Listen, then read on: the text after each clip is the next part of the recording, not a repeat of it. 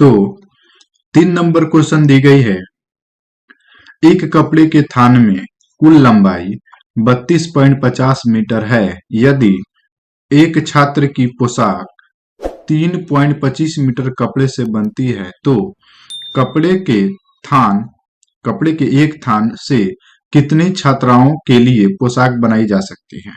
ठीक है, यही क्वेश्चन है जी। चलिए क्वेश्चन को हम लोग सॉल्व करते हैं। ठीक है, तो देखिए सबसे पहले हम लोग लिखेंगे हल, और इसमें सबसे पहले हम लोग लिखेंगे कि कपड़े की कुल लंबाई। ठीक है, एक थान में जो है कपड़े का टोटल लंबाई जो है वो कितना है, तो वो है आपका 32.50। ठीक है, तो यहां लिखेंगे कपड़े की कुल लंबाई, कपड़े की कुल लंबाई।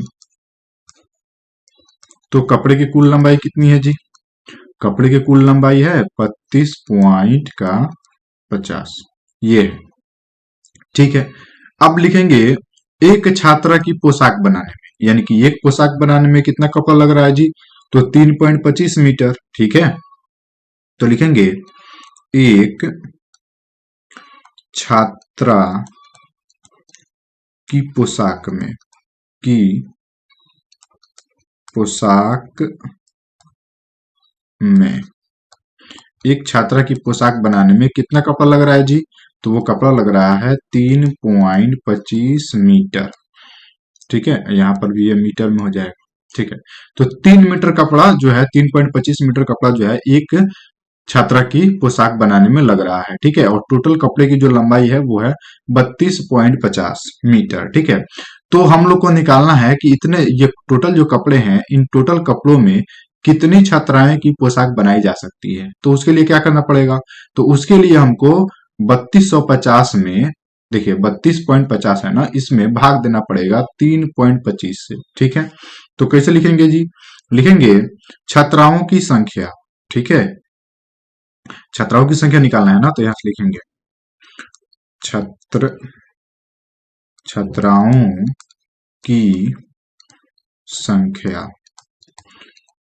कितनी छात्राओं की संख्या इसमें निकालनी है ताकि उनकी पोशाक बनाई जा सकती है। ठीक है, कितनी छात्राएं हो सकती हैं जिनका पोशाक उतने कपड़ों में, यानी कि 32.50 मीटर कपड़ों में बनाई जा सकती है। तो सबसे पहले हम लोग लिखेंगे 32.50, क्या लिखेंगे 32.50, और उसमें भाग दे देंगे 3.25 से। ठीक है, तो यहां पे हम लोग भाग देते हैं। ठीक है, देखिए सबसे पहले आप लोग पॉइंट को हटा लीजिए। ठीक है, पॉइंट को हटाएंगे, देखिए पॉइंट यहां से हटेगा तो नीचे आएगा आपका 1। ठीक है, और पॉइंट के बाद जितने सारे अंक होते हैं, देखिए इधर जितने सारे अंक होते हैं, इन उतना अंक हम लोग क्या करते हैं, जीरो लगाते हैं। देखिए 1 0 और ये 2 0, क्यों, क्योंकि 1 और 2, यहाँ पे 2 अंक थे ना पॉइंट के बाद, ऊपर वाले में देखिए पॉइंट के बाद 2 अंक थे, तो इसलिए नीचे हम क्या लिखेंगे 2 0। ठीक है, उसी तरह से यहाँ नीचे वाले पॉइंट को जब यदि हटाएंगे, ठीक है, तो ये पॉइंट चल जाएगा ऊपर। देखिए पॉइंट जो है गुना में चेंज होंगे और यहाँ 1 हो जाएगा। ठीक है, पॉइंट जाकर के ऊपर हो जाएगा 1। ठीक है, और कितने अंक है जी इधर, इधर है आपके 2 अंक, तो यहाँ पर भी हम लोग क्या लिखेंगे 00। ठीक है, अब देखिए यहां से आप क्या कीजिए, इससे 100 से 100 को कैंसिल कर दीजिए। ठीक है, कैंसिल कर दिए, चलिए आगे बढ़ते हैं जी। उसके बाद आपका क्या बच गया, टोटल जो संख्या बचा वह 32 से 50 बटे हो गया 3 से 25। ठीक है, ये बचा हुआ, अब इसमें भाग दीजिए, तो भाग देंगे ना। ठीक है, देखिए चलिए यहाँ पे भाग दे लेते हैं, 32 से 50 में भाग करना है हमको 3 से 25 से। ठीक है, भाग देंगे तो एक मर्त में जाएंगे, 325 एक कम 3 से 25। ठीक है, तो अब देखिए 325 में से यदि 325 माइनस करें तो 0 0। ठीक है, जिसको हम लोग क्रॉस कर देते हैं। ध्यान दीजिए यहाँ पे क्या करेंगे, क्रॉस कर देंगे, ये कट जाएगा, ये कट जाएगा, ये भी कट जाएगा, फिर नीचे कितना आएगा जी 0। अब इस 0 को उठा करके यहाँ पे भेज देंगे। ठीक है, तो कितना आ गया जी 10।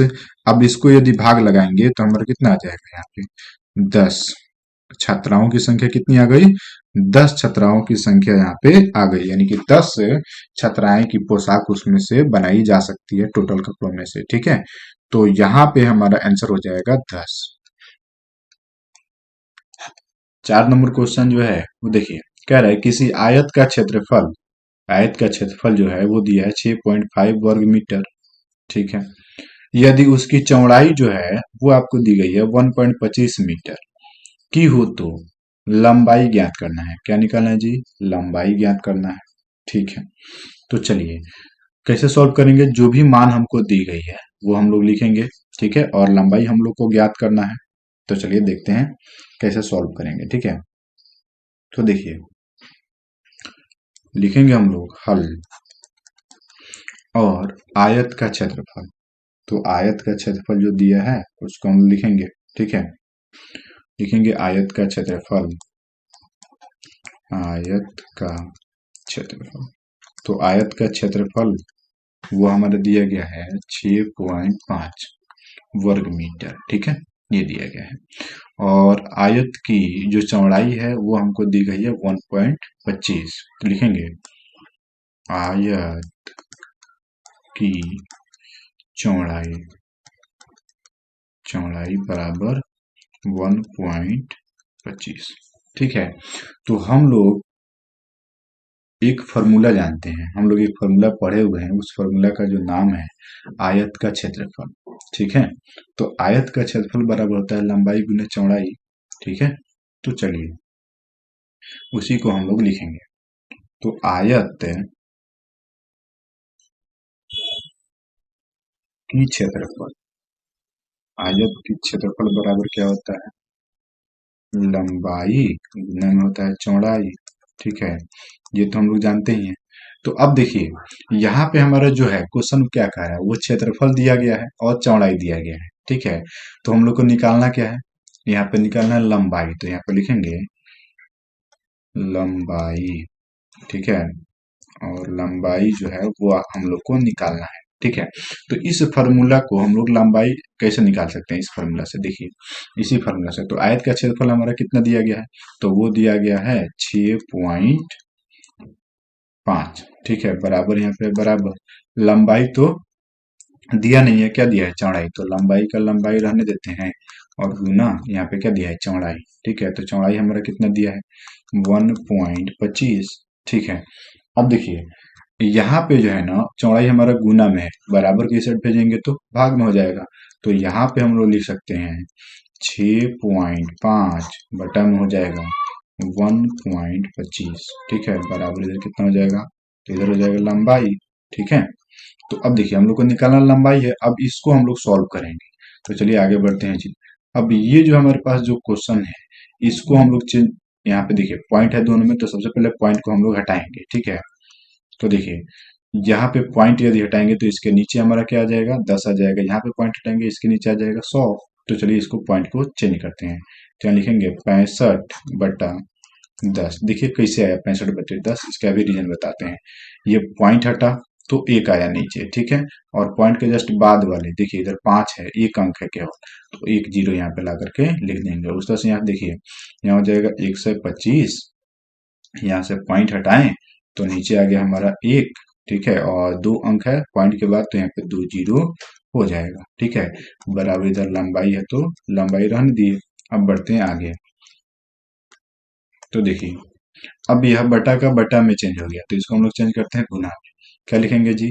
तो लिखेंगे 65/10 गुने, अब ये 100 है ना नीचे, अब ये चल जाएगा ऊपर, तो ऊपर हो जाएगा 100 बटा में नीचे आपका आ जाएगा 125। ठीक है, अब चलिए इसको कटा लेते हैं जी। देखिए एक जीरो से ये जीरो कैंसिल। ठीक है, अब देखिए ऊपर ऊपर गुना हो जाएगा, नीचे नीचे गुना हो जाएगा। तो 65 में यदि 10 से गुना करेंगे, ठीक है, तो 65 में यदि 10 से गुना करेंगे तो हो जाएगा 650 बटे 125 में यदि 1 से गुना करेंगे तो हो जाएगा 125। ठीक है, अब देखिए इसको हम लोग कटा भी सकते हैं। ठीक है, तो चलिए हम लोग भाग ही दे लेते हैं। बराबर में इधर लंबाई है तो लंबाई, फिर बराबर यहाँ लंबाई है तो लंबाई, चलिए भाग देते हैं। 6 से 50 में 125 से, ठीक है।